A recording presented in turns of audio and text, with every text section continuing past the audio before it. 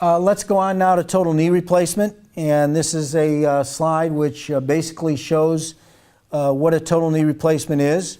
We're preparing with a computer-assisted navigation the end of the thigh bone, the femur, and the top of the tibia bone, as well as the back side of the kneecap, the patella. And each of these surfaces are going to be replaced with the implants, the prosthetic components. This is what a knee replacement looks like without the kneecap component. The kneecap typically gets replaced with a plastic button on the joint side of the kneecap. You can see the femoral component on this slide, the tibial component, and again the polyethylene or plastic insert gets snapped into the tibial component so that the femur moves with, or what we call articulates with, the plastic component.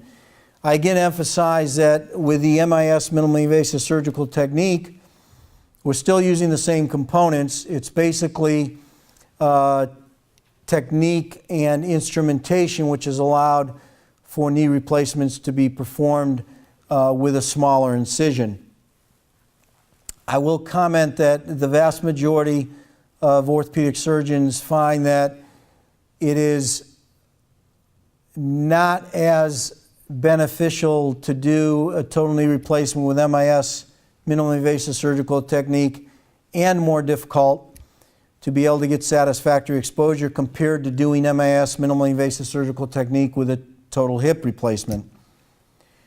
The bottom sentence about we use the exact same components, I put in there after there was an incident in the preoperative holding area before a patient was going back for a total knee replacement, and they refused. I was in on a surgery before this patient, and the patient was concerned because the consent said a total knee replacement.